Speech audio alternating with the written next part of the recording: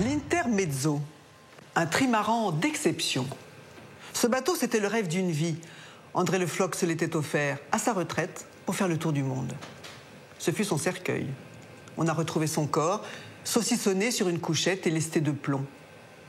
Tout ça parce qu'au Portugal, il avait rencontré deux Français, Thierry Bey et Corinne Caspar, un frère et une sœur qui vivaient comme un couple. Deux originaux repliés sur eux-mêmes, prêts à tout pour couler des jours heureux.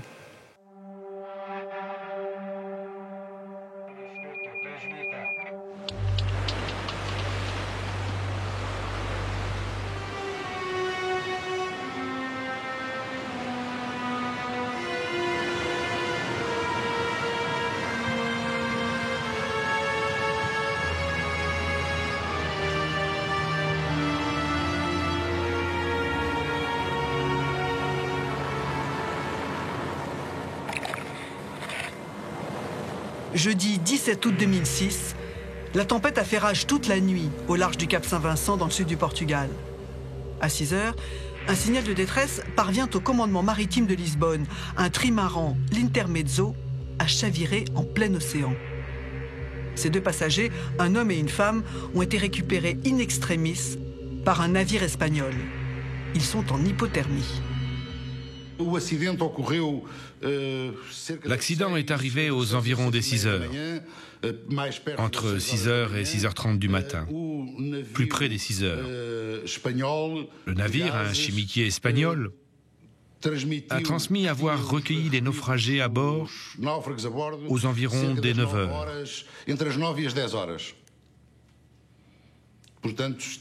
Ça veut dire qu'ils sont restés près de 3 heures dans l'eau.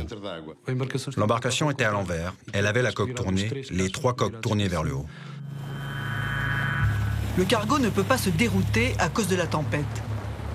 Moins d'une demi-heure plus tard, un hélicoptère et une vedette maritime prennent donc la direction de la zone de naufrage pour aller récupérer les rescapés. Il faut les élitreiller l'un après l'autre depuis le navire espagnol.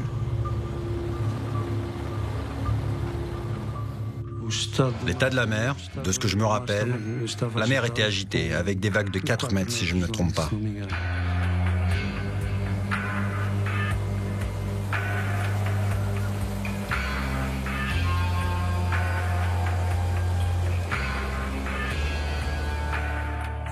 Nous sommes restés en stationnement au-dessus du navire, en y allant progressivement.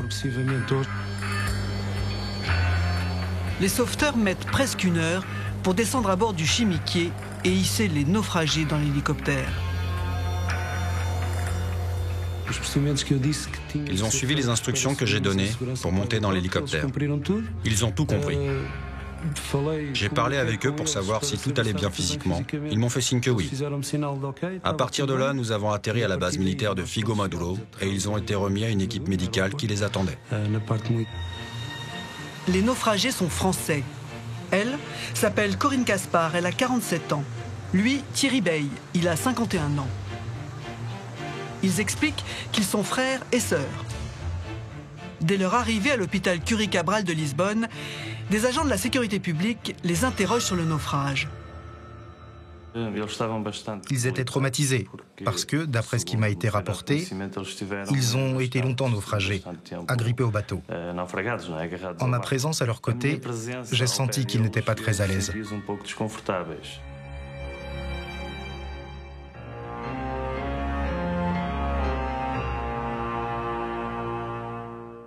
À l'hôpital, Corinne Caspar et Thierry Bey sont placés en observation dans 2 salles différentes. C'est là que Corinne parle d'un 3e homme, un 3e passager qui les accompagnait sur l'Intermezzo.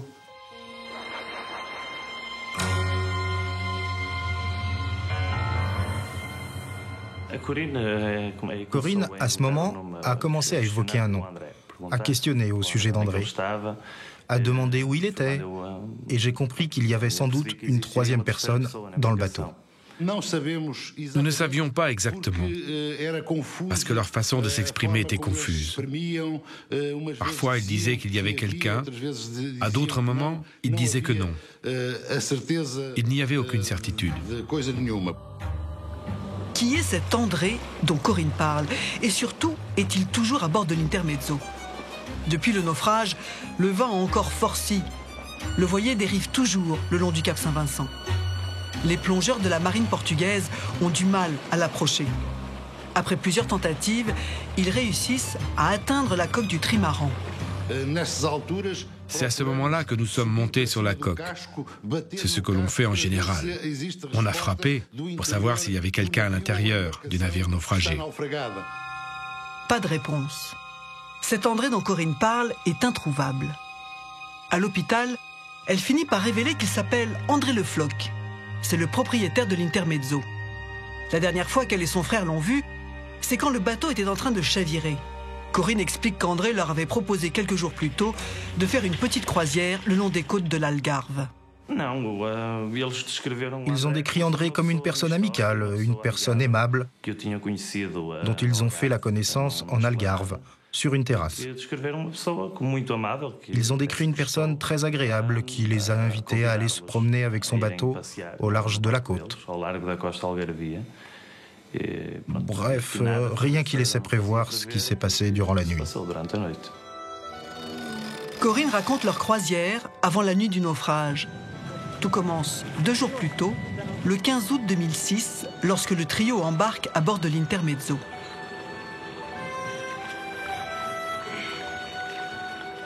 André est un marin aguerri. C'est lui qui barre, Thierry et Corinne l'assistent comme ils peuvent, eux ne savent pas naviguer. La météo est au beau fixe, l'Intermezzo file sur la Ria Formosa. Le trio profite des dernières belles journées d'été. Tout va bien. Jusqu'au lendemain soir. Jusqu'à ce que Corinne se retrouve seule dans la cuisine. Elle explique qu'André a surgi brusquement en lui disant « Maintenant, tu vas payer pour ta croisière ». Et il a essayé de la violer.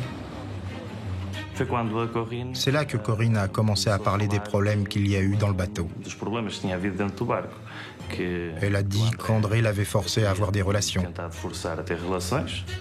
Corinne, à ce moment, atteste qu'il a voulu la violer. Elle était de dos, il tente de lui déchirer les habits pour consommer le viol. Elle résiste, le frère entre, il dit qu'il y a lutte. Selon Corinne, André a pris un couteau et s'est retourné contre Thierry. André a attrapé les testicules du frère. Entre-temps, elle a saisi un objet et frappé André à la tête. Ils ont attaché André à un lit après l'altercation. C'est ce qu'elle atteste. Corinne raconte qu'André était encore violent et avec son frère, ils ont dû lui donner des médicaments pour le calmer, en attendant de le livrer à la police portugaise. André serait resté inconscient.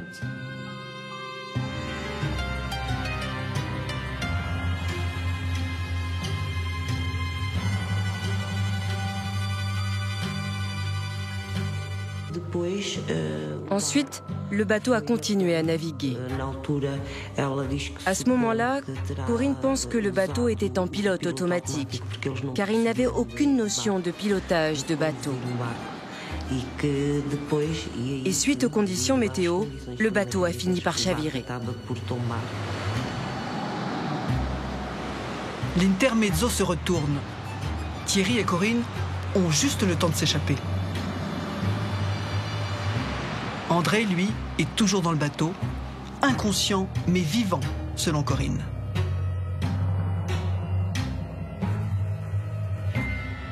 Dans une autre chambre de l'hôpital, Thierry est interrogé lui aussi. Mais il refuse de répondre aux questions des policiers. Il s'est purement et simplement tu et a dit « Je ne parlerai qu'en la présence de mon avocat ».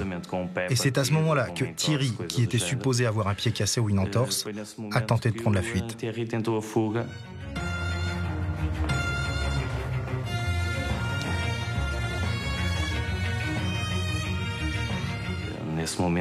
Et à un moment, je l'ai attrapé. Il m'a demandé où étaient les toilettes. Mais il était déjà passé devant pas mal de toilettes. Donc il était en train de fuir. Pour moi, il n'y avait aucun doute.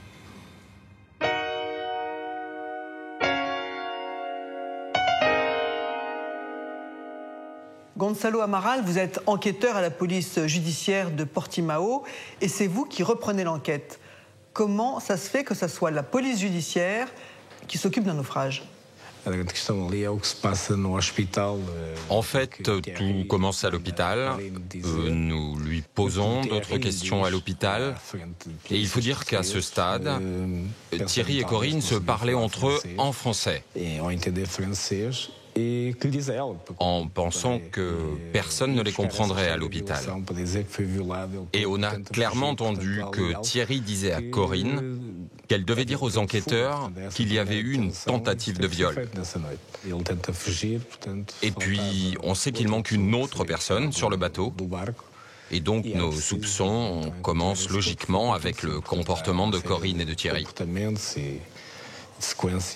À ce stade-là de l'enquête, est-ce que vous avez encore un espoir de retrouver André Le Floch vivant ? On n'avait plus aucun espoir, parce qu'on les avait déjà entendus se dire entre eux à l'hôpital, en français, que la troisième personne était morte, et c'est ça qui va nous mener à la thèse de l'homicide. Le lendemain matin, le 18 août 2006, la mer s'est calmée. La marine portugaise tente une nouvelle approche de l'Intermezzo. Cette fois, c'est la bonne.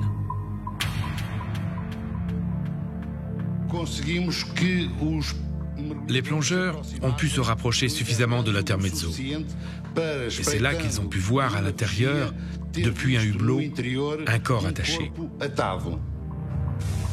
Pas de doute, André Le Floch est mort. Son corps flotte au milieu de la cabine, mais impossible de les récupérer. Le hublot est trop étroit. Il va falloir remorquer l'Intermezzo jusqu'à la côte, à 40 km de là. C'est là qu'a commencé mon supplice. Mon inquiétude était de voir le navire se casser, que l'Intermezzo se brise, car il y avait dans l'eau un mât de 21-23 mètres et une voile de la même dimension. La résistance que ça provoquait dans l'eau aurait pu briser facilement l'embarcation. Et le corps qui était à l'intérieur aurait alors été perdu.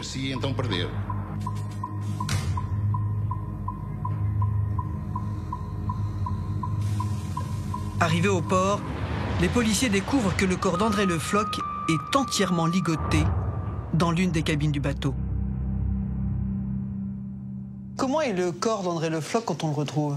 Il est saucissonné, Frédéric. Il est ficelé de la tête aux pieds avec un bout de marine, une corde en plastique bleu, qui est nouée d'abord autour du cou, qui descend ensuite le long du torse, qui vient lui entourer les poignets avec les mains à l'avant du corps, comme ça, qui fait ensuite le tour du bassin, qui redescend à l'intérieur du pantalon et qui finit par attacher les chevilles avec des nœuds de blocage très serrés. Il a aussi les doigts de la main droite qui sont scotchés avec un scotch très résistant. Et à chaque endroit où il y a des nœuds sur la corde, il y a des objets qui ont été attachés. Alors il y a des ancres de marine, il y a un édredon, une capuche de plongée. Et au moment où on va ouvrir, on va découper cette corde et regarder un petit peu son corps, on va voir qu'autour de la taille, on lui a attaché une ceinture de plongée avec des poids, des plombs. Il a 8 kilos de plomb autour de la ceinture. En fait, il s'agissait de bien autre chose que de l'immobiliser. Oui, alors si c'était ça, c'est une immobilisation éternelle. On voulait le jeter dans la mer, le corps était lesté, qu'il disparaisse et qu'il ne remonte jamais.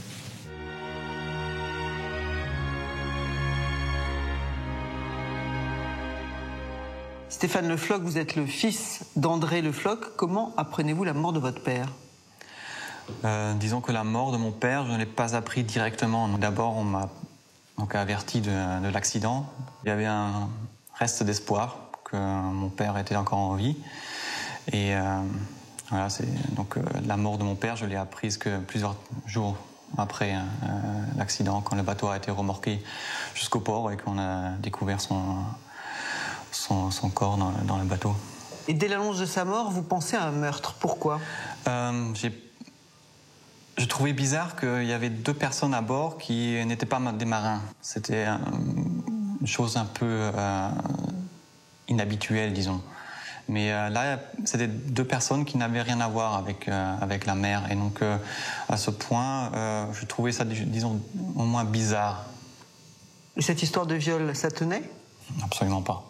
Non, Tout le monde qui connaît mon père pourra le confirmer. Mon père était quelqu'un de très très gentil et il ne s'est jamais servi de la violence. Donc ça va pas. C'est un acte qu'il est incapable de faire. Ça, j'en suis sûr, absolument sûr et persuadé.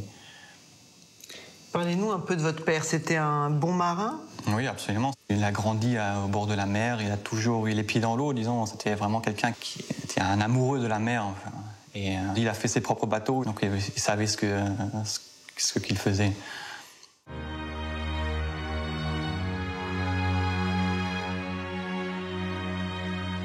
Un Français retrouvé mort, saucissonné dans son bateau, 2 autres qui semblent cacher des choses à la police. L'enquête se poursuit au Portugal, puisque c'est là-bas que les faits se sont déroulés. En garde à vue, Thierry Bey et Corinne Caspar répètent qu'André Le Floch est mort dans le naufrage du bateau. Corinne maintient que quand elle est montée sur le bateau, quand la mer s'est déchaînée et qu'ils étaient au bord du naufrage, André était vivant. Ils n'acceptent pas qu'ils aient provoqué la mort de M. Le Floch. Non, je refuse complètement. Ils m'ont dit qu'il était vivant et que la tempête a bouleversé toute la situation. Ils ont perdu le contrôle. Mais les policiers ne sont pas convaincus. C'est maintenant au juge d'entendre les Français. À leur sortie du commissariat, toute la presse les attend. Une aubaine. Thierry Bey et Corinne Caspar en profitent pour crier à l'erreur judiciaire.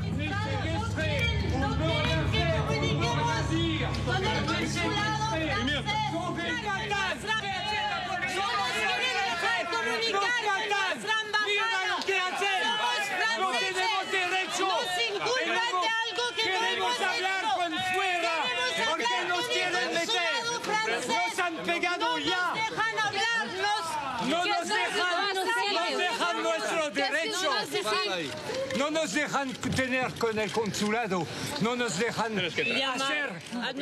Leur innocence, ils la hurlent. Ils cherchent à dépasser le cordon de police pour atteindre les micros des caméras et dire on est innocent. On sent réellement de la tension, voire de l'agressivité de la part des 2 suspects qui sont très, très excités, très énervés, et des policiers qui ont envie d'en terminer le plus rapidement possible. ¿Qué se pasó en el barco? Nos han agredido en el barco y nos acusan. Ha habido un revuelco, ha habido una tempestad. El barco se ha volcado y quieren que seamos nosotros los culpables y no es verdad.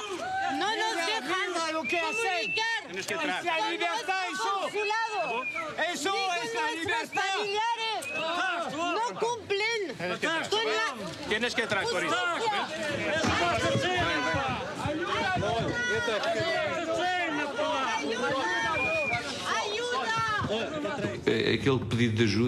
Cette demande à l'aide, c'était presque une plainte. Comme s'il se plaignait d'avoir été enlevé, séquestré. Si bien que les gens qui étaient là autour, la presse, la population, personne ne comprenait ce qui se passait vraiment. Il y a une violence et une émotion, parce qu'il y a un point d'interrogation qui, a priori, vu l'état de leur conviction, peut penser qu'en effet, ils sont peut-être réellement innocents de quelque chose dont on les accuse. Qui réagit de cette façon? C'est quelqu'un qui peut-être est innocent.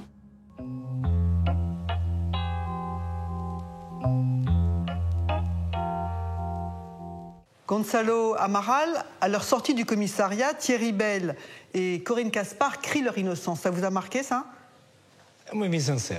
C'est vraiment une mise en scène. On n'a pas été étonné. Thierry a toujours essayé de provoquer les agents de police. Il les insultait, il m'a provoqué. Il cherchait tout simplement à faire réagir les policiers. Pour qu'on les frappe? Oui, c'est ça.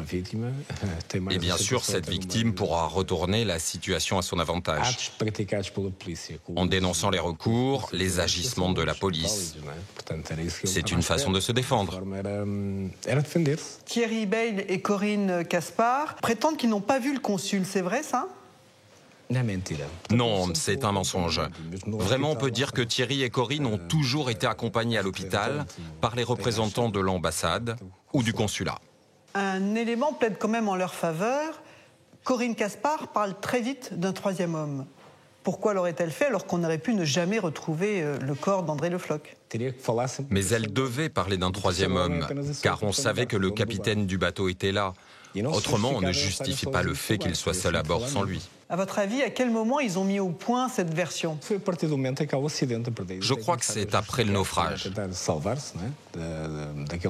Ils ont essayé de justifier, de trouver une version à donner aux enquêteurs à l'hôpital. Parce que c'est là qu'ils ont décidé de dire que Corinne avait été victime d'une tentative de viol. 2 Français victimes de la justice portugaise. Voilà de quoi intéresser la presse nationale. Les journalistes se précipitent au consulat où ils ont une première surprise. Thierry Bey et Corinne Caspar ont menti.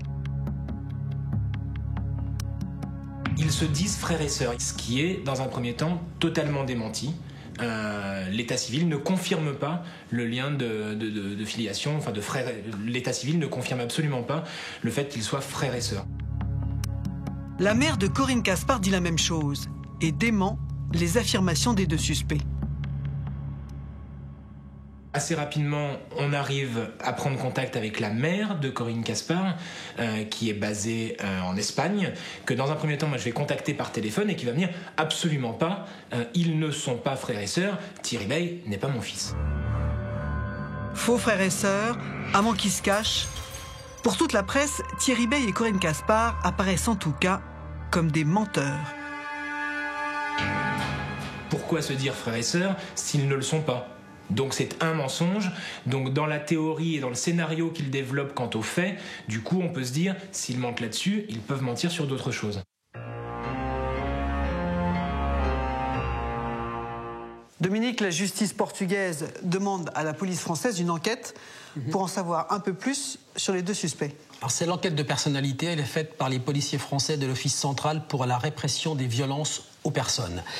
Elle, Corinne, elle est née en 1958 au Maroc, à Rabat. Ses parents se sont rencontrés sur un bateau et son père était décorateur. Sa mère aura ensuite 2 fils. Et elle va rencontrer celui qui deviendra son mari à l'école quand elle a 15 ans. Elle l'épouse à 18 ans et ils auront ensemble un enfant. Ce garçon, il est espagnol, il va devenir ingénieur et c'est pour ça que Corinne Caspar parle aussi bien l'espagnol. Divorce compliqué avec son mari espagnol. Elle décide, parce que les choses sont vraiment difficiles, de laisser son fils de 7 ans avec son père en Espagne. Et elle revient vivre dans les Cévennes avec sa mère. Elle s'installe dans une grande maison, chacune vivent de leur côté. Elle se retrouve dans la journée pour travailler la céramique, une petite entreprise, un petit artisanat qui fonctionne pas mal. Alors, on va vérifier son casier judiciaire. Elle n'en a pas, elle n'a pas d'antécédent judiciaire. Et sur Thierry Bey, on trouve quoi? Thierry Bey, adopté à l'âge de 2 ans par monsieur et madame Bey. Son père adoptif a une entreprise de jardinage. Ses parents adopteront un autre garçon. Il va grandir à Pornic, en Loire-Atlantique, au bord de l'océan. Adulte, on ne lui connaît pas de métier fixe, c'est-à-dire qu'il va changer souvent de travail. Marié 2 fois, un enfant avec chacune de ses femmes, 2 filles. Alors, il a un casier judiciaire pour pas grand-chose. Il a été condamné pour une affaire de vol d'accessoires automobiles. Mais ce qui intéresse beaucoup les enquêteurs, c'est qu'il a fait son service militaire dans la Marine nationale. Sa mère lui a offert, quand il a eu 18 ans, un bateau. Et au décès de ses parents, avec son héritage, il s'est acheté un voilier, ironie du sort, voilier avec lequel il a fait naufrage.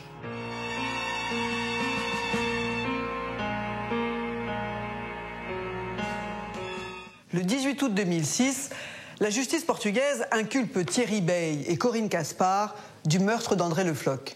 L'instruction doit maintenant tenter de comprendre ce qui s'est passé entre eux et la victime. Pourquoi Thierry Bey et Corinne Caspar auraient-ils tué André Le Floch? Avaient-ils prémédité leur coup? Pour commencer, les policiers s'intéressent aux circonstances dans lesquelles Thierry et Corinne ont fait la connaissance d'André Le Floch.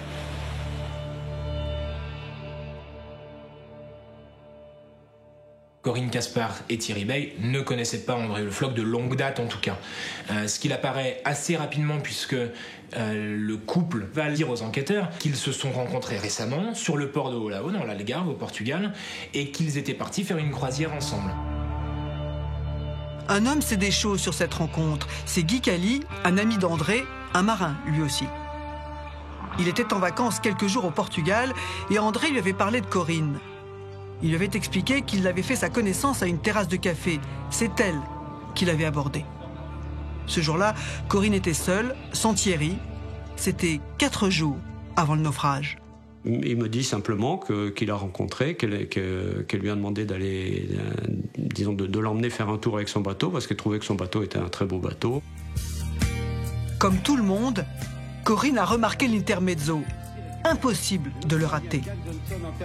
C'est un trimaran de compétition qui a participé à la Route du Rhum en 1982.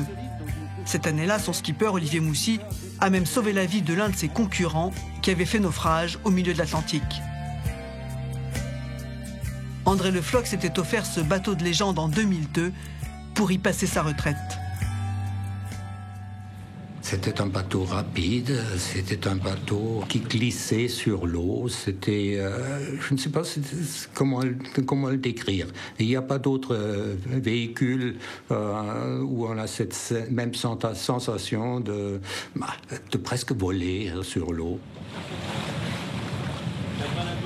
Le fait de pouvoir naviguer, disons, mener seul un bateau comme ça,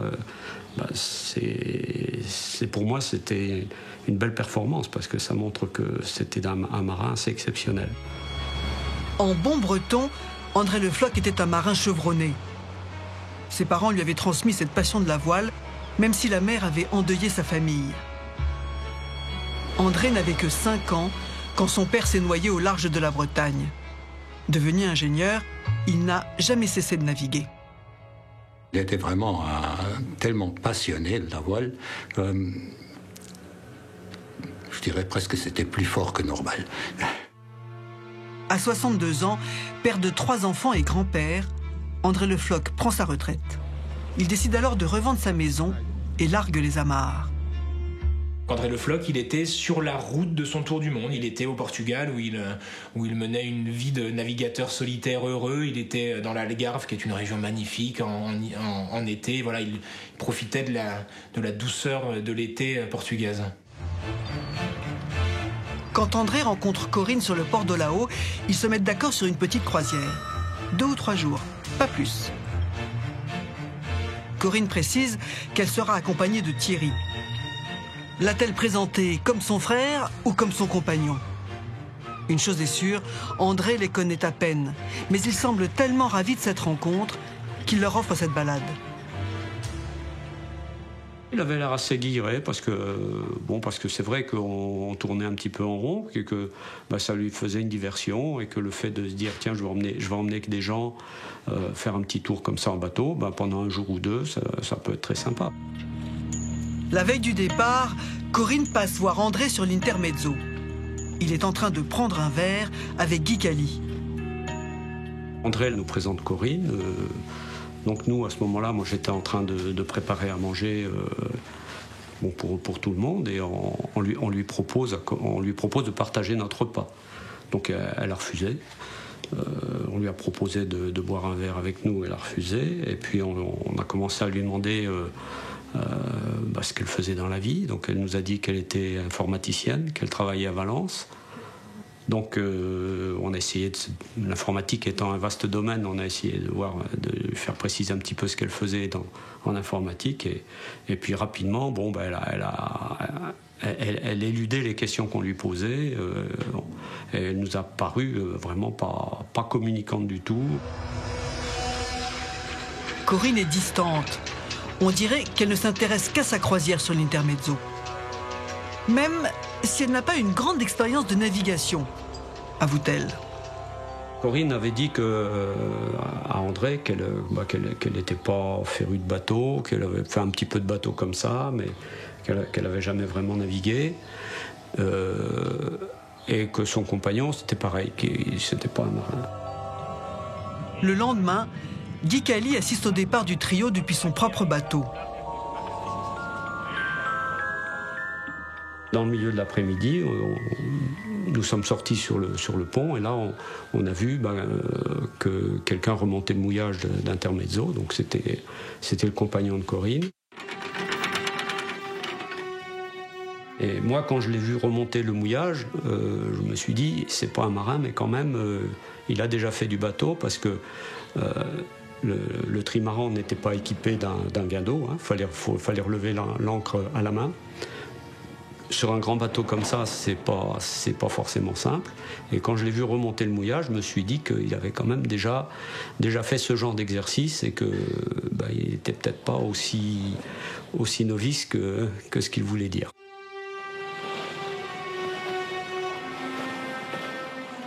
À ce moment-là, j'ai eu comme une appréhension. Je ne sais pas pourquoi, c'est inexplicable, c'est même déraisonnable parce qu'il n'y avait aucune raison objective, mais j'ai eu une appréhension et j'ai eu le sentiment que je ne reverrai pas André, mais ça, je ne sais pas pourquoi. 3 jours plus tard, Guy Cali apprend que l'Intermezzo a fait naufrage. Quand les policiers portugais viennent le voir, ils lui annoncent que Thierry Bey et Corinne Caspar sont accusés du meurtre de son ami.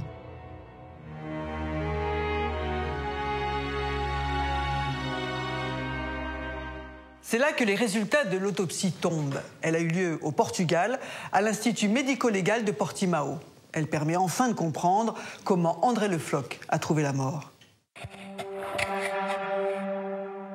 Très rapidement, les médecins légistes écartent la thèse de la noyade. Dans le cas d'une noyade, si André avait respiré une seule fois dans l'eau, on l'aurait vu dans ses poumons. À partir du moment où les poumons ne contiennent pas une seule goutte d'eau, mais uniquement de l'air, on peut dire qu'il n'est pas mort noyé. On n'a pas trouvé d'eau dans l'estomac, on n'a pas trouvé d'eau dans les sinus, on n'a pas trouvé d'eau à niveau interne, on n'a pas observé des taches de Palthoff dans les poumons qui sont habituellement présents dans les poumons, etc., etc. Et on a fait l'histologie qui a montré aussi des poumons absolument sèches, etc. En clair, André Le Floch est mort avant le naufrage. Les légistes pensent même qu'il était déjà décédé quand on l'a ligoté. Corinne Caspar et Thierry Bey mentent quand ils prétendent qu'ils l'ont attaché pour le calmer. Si vous êtes très fortement attaché et vous voyez l'eau qui entre, vous allez essayer naturellement de vous libérer parce que vous voyez que vous allez mourir si vous ne vous libérez pas. Et il n'avait aucune infiltration sanguine, ça a été disséqué aussi plan par plan, les zones qui étaient très fortement attachées par les cordes, dans les pouces, dans les jambes. Il n'y avait aucune infiltration sanguine dans ces niveaux, ce qui montrait qu'il n'avait pas fait un effort pour se libérer, qu'il n'était pas vivant quand l'eau est entrée. Et ce n'est pas tout. Il y avait quelque chose, on pouvait voir qu'il avait été battu avec un instrument plat très fortement dans la face. On a même fait une incision qui montrait très clairement l'infiltration sanguine qui était en bas. Après, on avait très visible des hématomes périorbitaires. On avait aussi un traumatisme très intense au niveau du nez, et je pense même que le nez était cassé.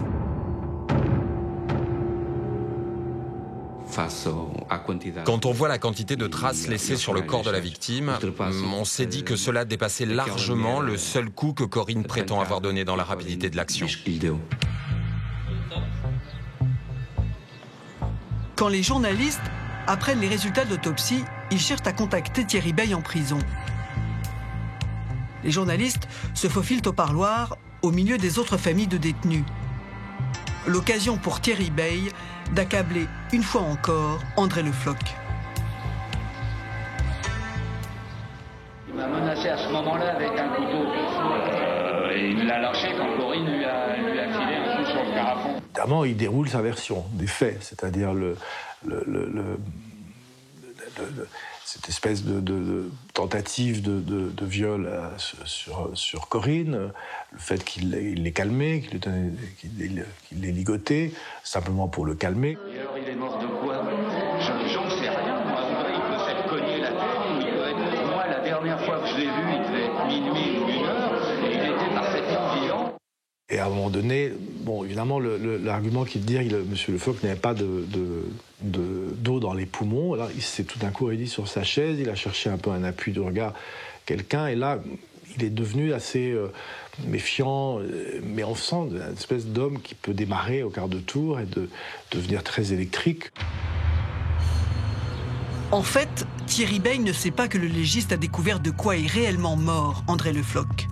Une asphyxie mécanique. Autrement dit, le marin a été étranglé. Ce qu'on avait ici, par exemple, on avait 4 marques très claires. On avait une marque du doigt, comme ça, en cette position, qui était très claire. Et après, à l'intérieur, on avait aussi des lésions.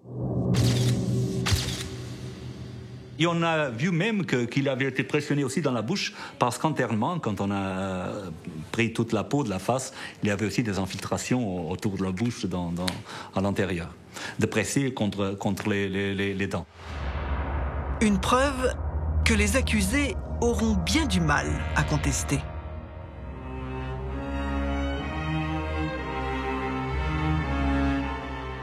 Une semaine après le naufrage, une révélation vient pimenter encore un peu plus l'intrigue. Cette révélation, c'est la mère de Corinne Caspar qui va la faire à un journaliste. Il vient la voir en Espagne où elle vit à l'époque et le rendez-vous ne se déroule pas du tout comme le journaliste l'avait imaginé. J'arrive à Alicante, on a rendez-vous à la terrasse d'un café où on l'attend avec le photographe. Pour être très honnête, pour faire un peu le portrait de sa fille, pour avoir des éléments sur elle, mais en s'attendant pas à grand-chose, puisque voilà, elle avait dit ils sont pas frères et sœurs, je le connais un petit peu, voilà, on était là pour essayer de voir si elle avait pas des choses à raconter sur elle qui pourraient expliquer ce qui s'était passé.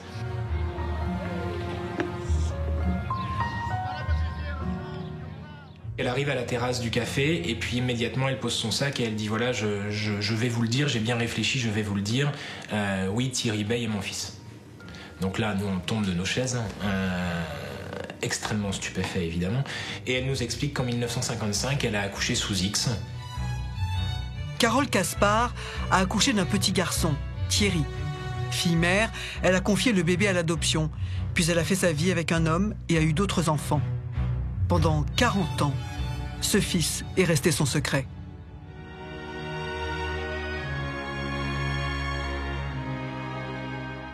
Carole Caspar, vous êtes la mère de Corinne Caspar et donc de Thierry Bey. Pourquoi vous avez choisi d'accoucher sous X en 1955 ? Eh bien parce qu'à l'époque, en 1955, il était impensable qu'une jeune fille ait un enfant en étant célibataire. Et pour moi, élever un enfant seul m'était impossible. Thierry, comment il a repris contact avec vous ? Il a repris contact, 40 ans après, hein. Un jour d'octobre, quelqu'un a sonné au portail et qui me dit je fais une analyse généalogique et j'ai besoin de certains renseignements. Est-ce que vous pouvez me recevoir ? Alors j'ai dit ok. Et là, on était donc sur la terrasse, il s'assied et en s'asseyant, il me regarde et il me dit on se connaît. Et moi, je lui ai dit vous êtes mon fils. Tout de suite, vous avez dit ça ? Oui, parce qu'il ressemblait d'une façon incroyable à son père.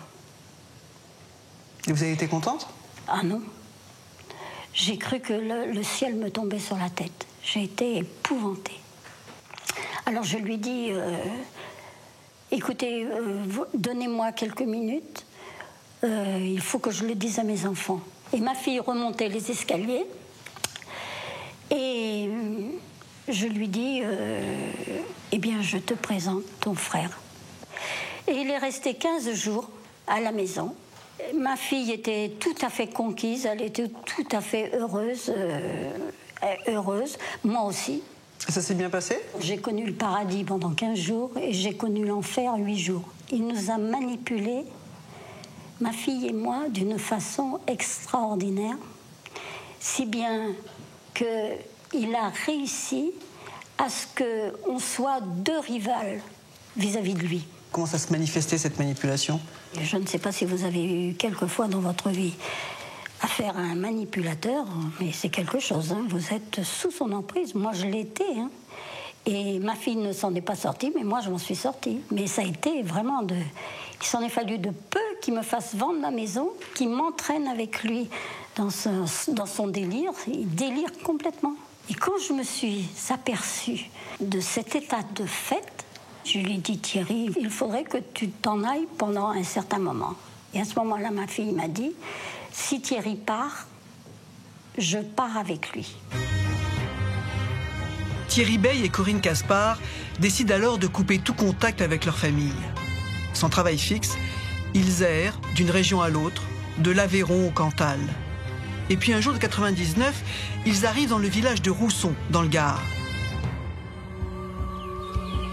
À la recherche d'un lieu où dormir, ils sont accueillis par le responsable d'un centre d'accueil. Un jour, un ouvrier arrive et il a dit, j'ai rencontré des gens très gentils, ils sont dans la rue, ils n'ont pas ils ne savent pas où dormir. Et quand nous avions un bungalow qui était juste rénové et vide, j'ai dit, mais qu'ils viennent ici pour les dépanner, n'est-ce pas? Il leur propose alors de s'installer dans un petit mât au milieu de la forêt. C'est le lieu où vivaient M. Bey et Corinne Caspar. C'est un petit masé qui avait été fait par un propriétaire qui a une grande maison au-dessous. La maison leur plaît. C'est un cabanon à l'abri des regards et surtout complètement isolé du village. Ils vivaient tout seuls, enfermés, et en tout cas, nous, on ne les voyait jamais sortir, ni à aucune animation, ni dans la vie de la commune. C'était des gens très renfermés et qui restaient dans leur habitation, quoi. Ils avaient mis la distance autour du reste du monde, n'est-ce pas? Il y avait comme un cercle vide autour d'eux.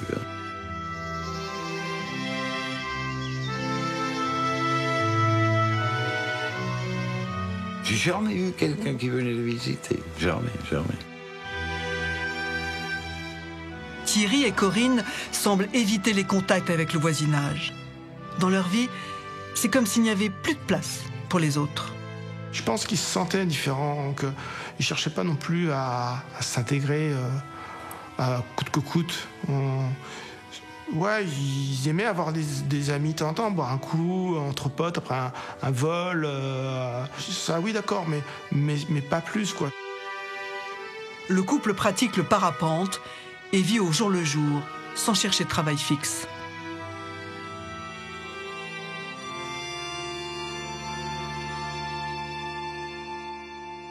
Ils vivaient ensemble, ils essayaient de s'entraider, je pense, peut-être. C'était aussi ça, s'entraider pour avoir une vie qui leur convenait, une vie de liberté, quoi. Les gens les voyaient vivre comme un couple. C'est-à-dire qu'ils disaient aux gens qu'ils croisaient, oui, nous sommes frères et sœurs, mais les gens qui les côtoyaient d'un peu près doutaient quelque part de cette relation parce qu'ils avaient une relation, comme un mari et sa femme, presque. Ils dormaient dans la même chambre, ils partageaient leur temps en permanence, ils étaient tout le temps ensemble, etc. C'était réellement plus comme un mari et sa femme que comme un frère et une sœur. On se posait toujours un tas des questions, mais sans jamais avoir de vraies réponses. Voilà, si vous voulez. C'était un petit peu notre souci, c'est on était simplement tout le temps dans une espèce de questionnement. Qu'est-ce que c'est, qu'est-ce qu'ils font, d'où ils viennent, mais on n'a jamais eu de réponse bien particulière.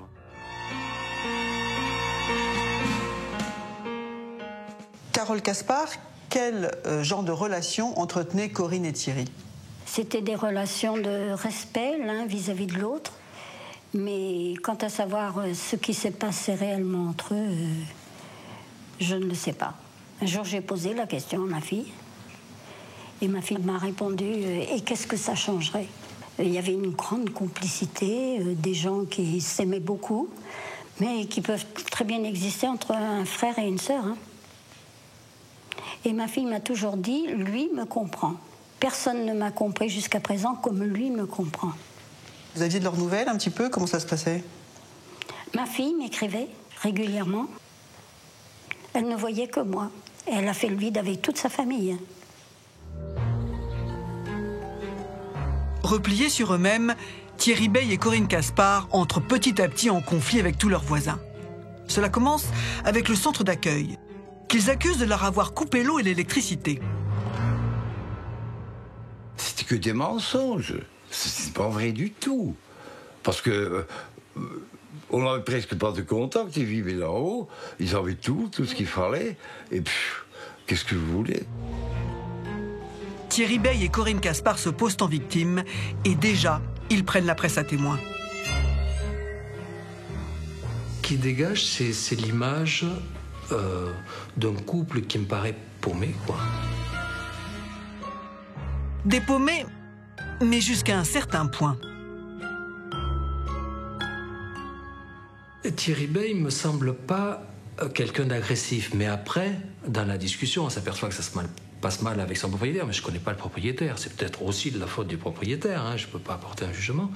Mais on s'aperçoit que ça se passe mal aussi avec des voisins, que ça se passe mal avec des chasseurs locaux. Alors, pour des chiens qui traînent, je ne sais pas si c'était des chiens des chasseurs ou son chien à lui, enfin, je ne sais plus.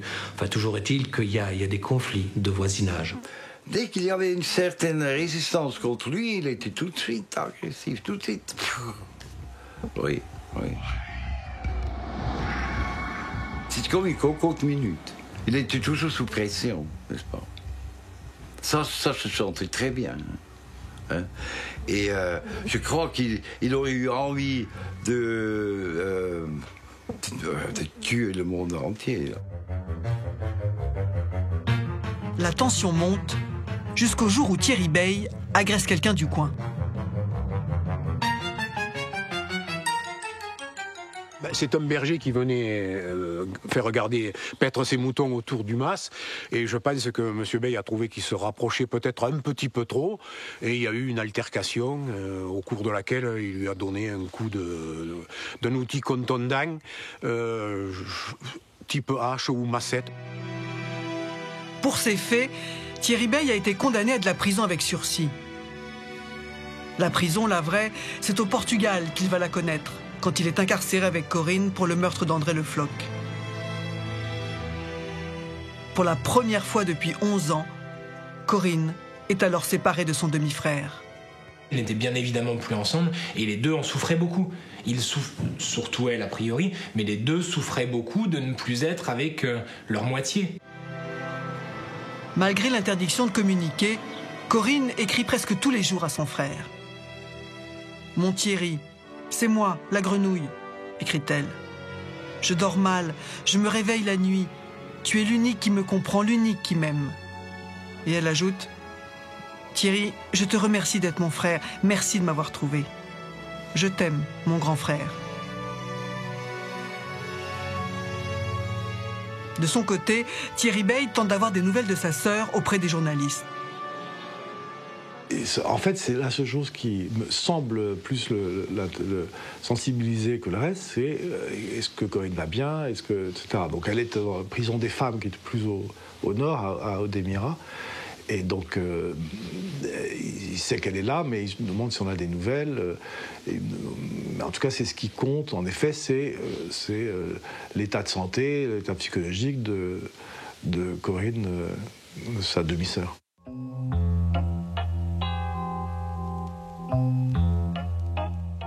Depuis leur prison, Thierry Bey et Corinne Caspar continuent d'affirmer leur innocence. Pourtant, l'enquête avance et de nouveaux éléments les contredisent. Thierry Bey et Corinne Caspar auraient bel et bien préparé leur coup. Les policiers en sont de plus en plus sûrs. D'abord, grâce à un témoignage, celui du pilote d'un bateau-taxi. Il a conduit le couple à bord de l'Intermezzo le 15 août 2006. Quand on les a rencontrés, ils nous ont demandé de les emmener à Armona, là où il y avait un trimaran. Quand le bateau-taxi les dépose à bord de l'Intermezzo, Thierry Bey et Corinne Caspar sont particulièrement chargés. Les bagages n'étaient pas si nombreux, mais le peu qu'ils avaient était très lourd. Spécialement les grands sacs, ils étaient très lourds. Des bagages très lourds, mais aussi beaucoup de sacs de supermarché. Comme si le couple avait l'intention de partir pour un long voyage.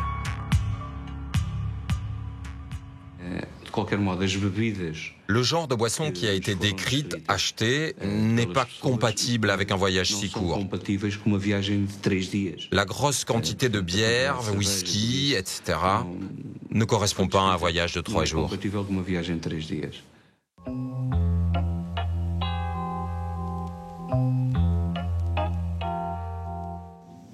Dominique, les policiers vont trouver d'autres éléments qui prouvent la préméditation. Oui, le premier élément, Frédéric, c'est celui-ci.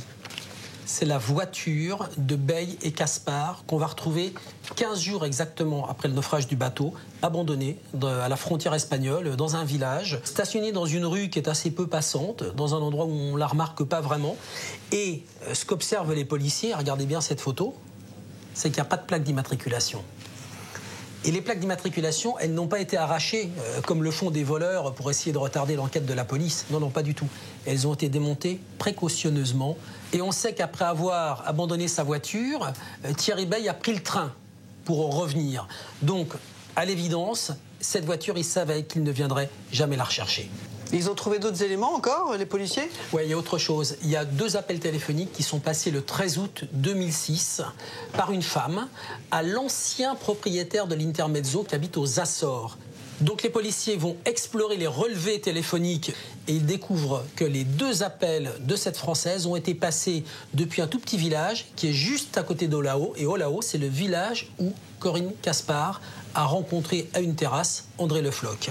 Les enquêteurs portugais donc veulent vérifier que c'est bien elle qui a téléphoné.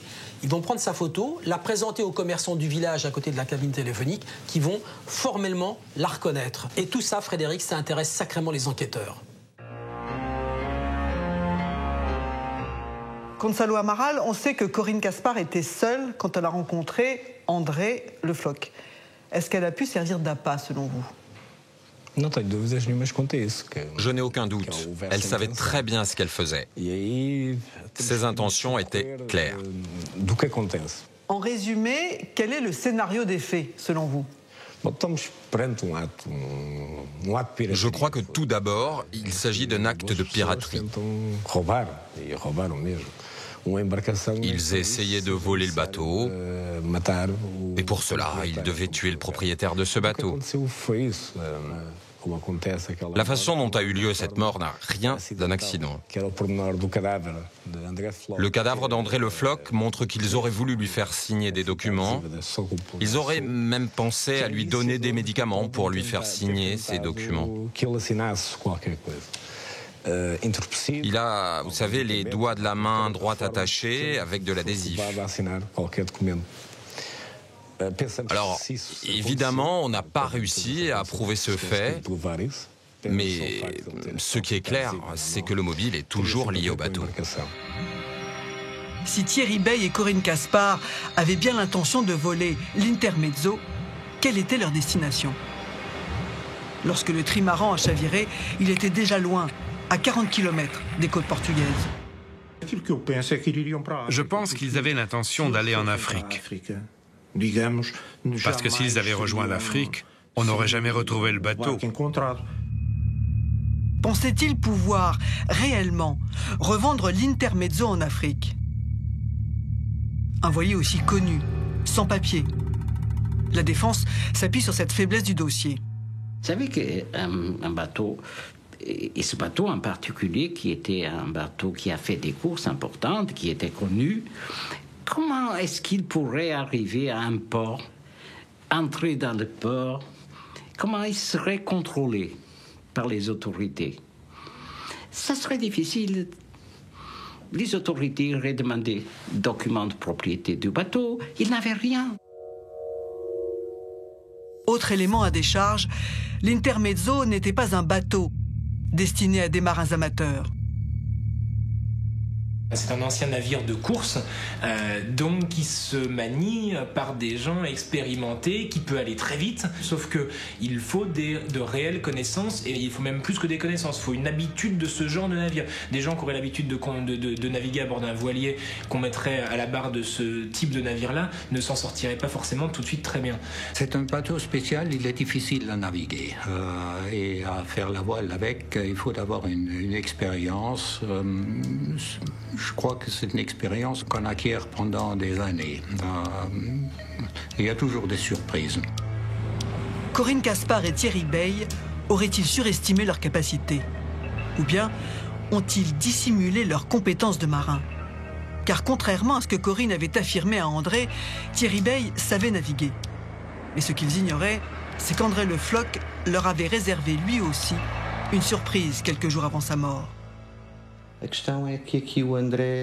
L'ironie, c'est que sans le savoir, André a empêché le vol du bateau. Car André était un amateur de la Ria Formosa. Il avait l'habitude de s'y rendre. Il avait effectué un changement sur le bateau qui réduisait l'équilibre en haute mer. Il avait mis un gouvernail plus petit sur la partie basse du bateau pour pouvoir naviguer dans les canaux étroits de la Ria Formosa, dans ces canaux où il n'y a pas beaucoup de profondeur. Ce qui fait que le trimaran perd de sa stabilité en haute mer. Et ça, Thierry ne devait pas le savoir. La tempête a pris au piège le trimaran. Avec une dérive plus courte, l'Intermezzo n'a pas résisté aux vagues qui déferlaient sur le cap Saint-Vincent cette nuit du 16 août 2006.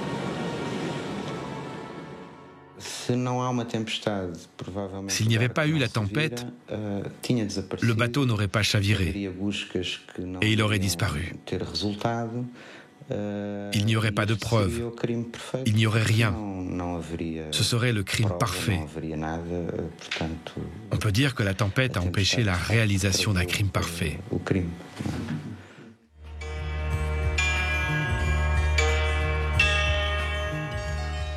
Le procès de Thierry Bey et Corinne Caspar s'ouvre le 24 octobre 2007 devant la cour d'assises de Lagos au Portugal.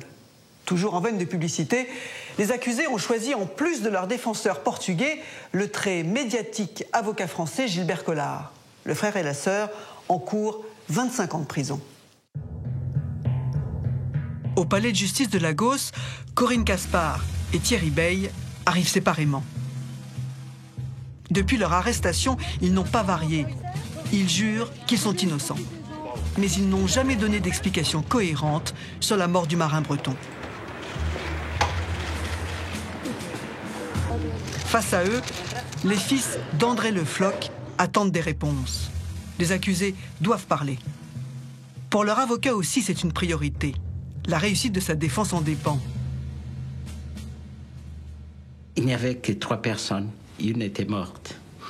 Alors, c'était très important que les deux qui ont survécu pourraient expliquer logiquement au tribunal ce qui était passé. Quelques minutes avant l'ouverture de l'audience, l'avocat tente encore de persuader ses clients de s'expliquer. J'ai parlé avec un et avec l'autre. OK? On est d'accord, vous irez expliquer tout au tribunal. Toute la vérité, votre vérité. Qu'est-ce que c'est la vérité? Ils m'ont dit oui, l'un et l'autre. Les accusés ont promis, mais ils attendent leur avocat français, Gilbert Collard, pour parler. Leur stratégie de défense est déjà prête, semer le doute sur les circonstances dans lesquelles André Le Floch est mort. Si on réfléchit un peu, on peut très bien arriver à la conclusion, au moins comme point de départ, que M. Le Floch était ligoté et que c'était la tempête et tous les mouvements du bateau qui ont causé la mort par asphyxie de M. Le Floch. C'était une possibilité.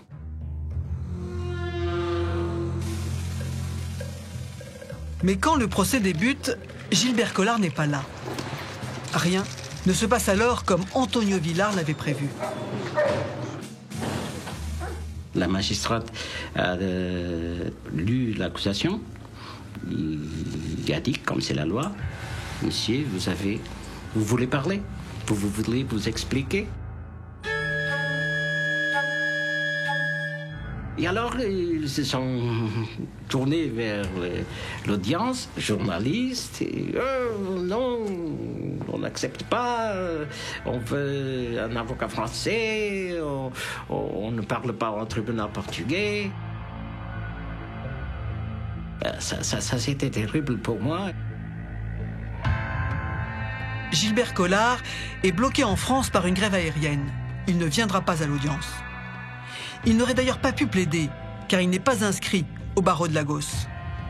Sans leur avocat français, Thierry Bey et Corinne Caspar refusent de continuer à assister à leur procès. Messieurs, les enfants de Monsieur Le Floch, je ne l'ai pas tué. Scandalisé, Antonio Villar jette l'éponge. L'audience est suspendue. Stéphane Le Floch, au moment du procès, les deux accusés refusent de s'expliquer. C'est une déception pour vous? Qu'est-ce que vous en attendiez? C'est une déception, effectivement. Disons que le cadre, disons le gros des choses a toujours été clair. Mais dans le détail, il y a beaucoup de flou. Et c'est ça qui... J'aurais espéré qu'ils disent un peu leur motivation. Corinne Caspar s'est adressée à vous. Et que vous a-t-elle dit? Elle a dit qu'elle n'a pas tué mon père. Oui. Vous l'avez cru? Non, je ne l'ai pas cru. Comme je vous le disais, c'était une chose qui est claire. Il y a 3 personnes sur un bateau. Un bateau, il y a vraiment un espace très restreint. C'est quelques mètres carrés sur la mer où il n'y a rien d'autre autour. Il n'y a pas d'autre thèse. L'histoire est claire.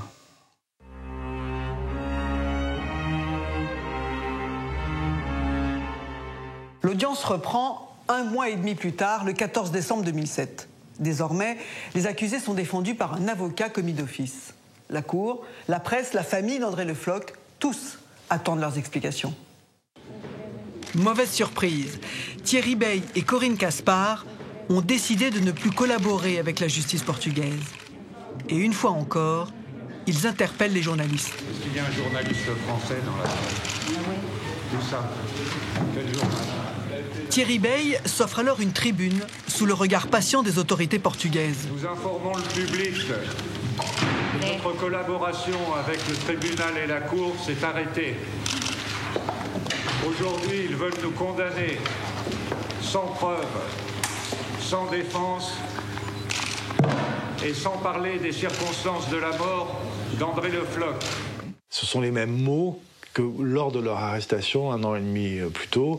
Ils répètent qu'ils sont innocents, que c'est une machination, que c'est un coup monté, qu'ils sont absents pour rien l'un et l'autre, et avec la même vigueur, et les deux sur le même ton. Et on n'acceptera pas ce qui se passe ici.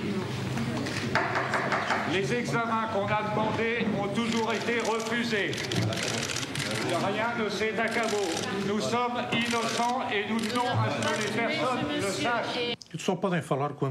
Ils ne peuvent parler qu'au moment où la juge les y autorise. Mais ils ne respectaient pas cela.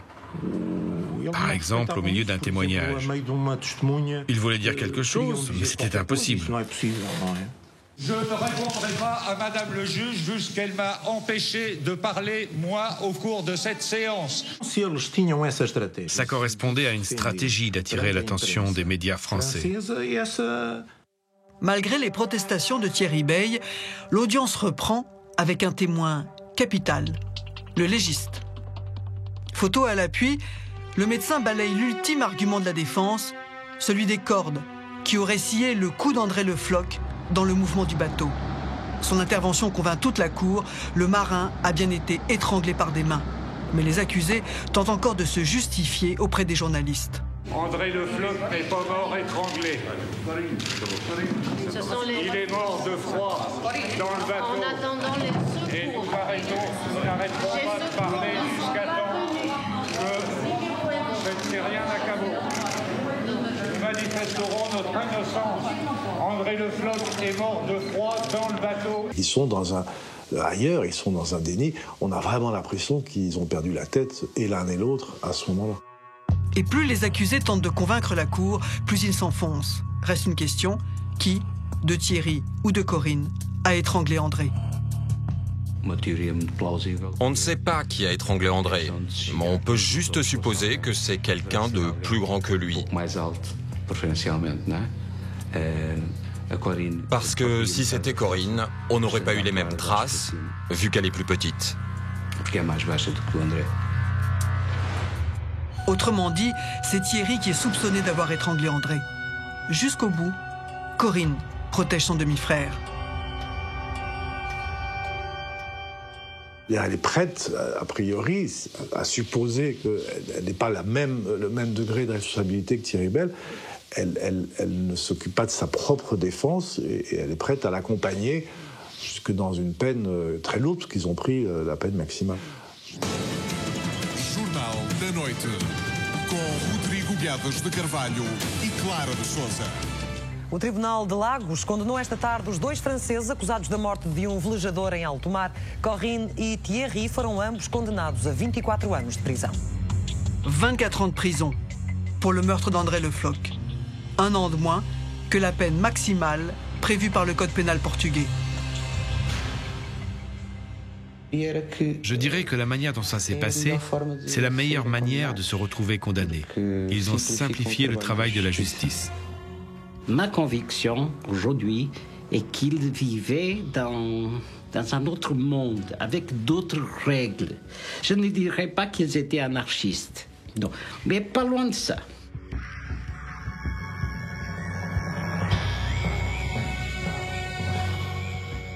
Peut-être qu'ils souhaitaient être acteurs d'un film où ils seraient les victimes et pas les coupables.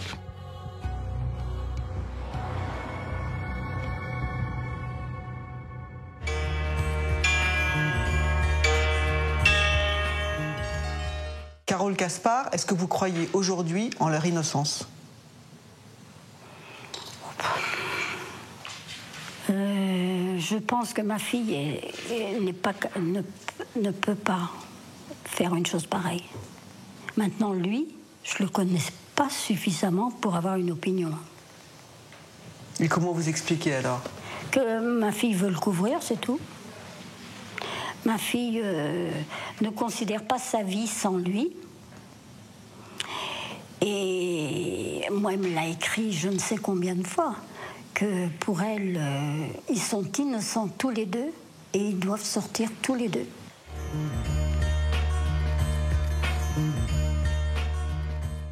Stéphane Le Floch, quelle a été votre réaction au verdict ? Je ne peux pas vraiment dire que j'étais soulagé, très soulagé. C'était une confirmation. Voilà.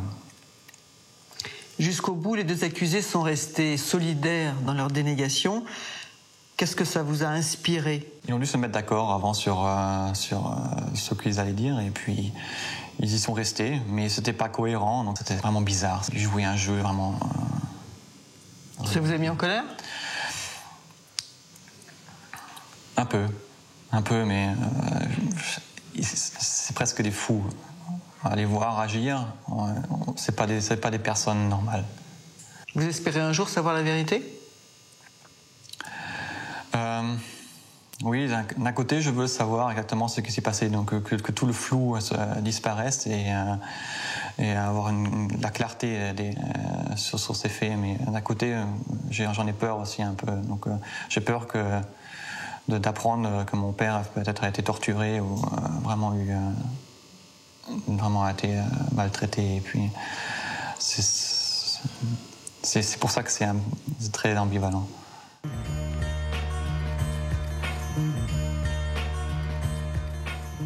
Corinne Caspar et Thierry Bale sont toujours au Portugal, où ils purgent leur peine.